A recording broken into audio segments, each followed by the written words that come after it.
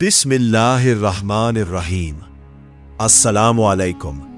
अल्लाहुम्मा सल्ली अला मुहम्मदिन सल्लल्लाहु अलैहि वसल्लम।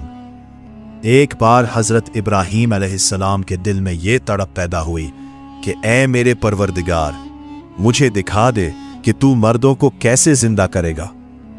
अल्लाह ताला ने फरमाया, इब्राहीम, क्या तुम्हें यकीन नहीं?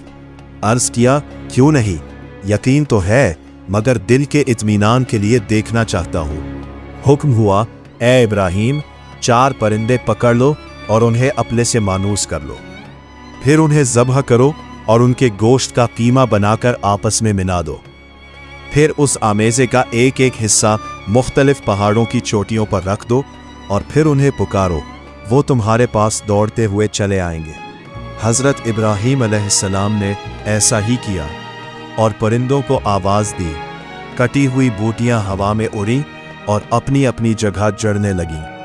देखते ही देखते वो परिंदे जी उठे और पर फैलाकर उड़ने लगे। बेशक मेरा अल्लाह हर चीज़ पर कादिर है और वो बड़ा हिकमत वाला है। आए मिलकर दुरूद इब्राहीमी पढ़ते हैं।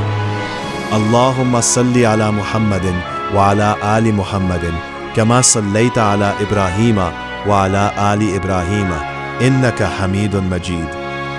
अल्लाहुम्मा बारिक अला मुहम्मदिन व अला आलि मुहम्मदिन कमा बारकता अला इब्राहीमा व अला आलि इब्राहीमा इन्नका हमीदुन मजीद।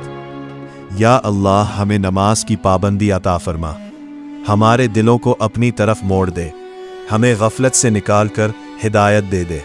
आमीन या रब्बुल आलमीन। अगर ये बात आपके दिल तक पहुँचे तो इसे आगे पहुँचा देना, शायद किसी के लिए हिदायत बन जाए।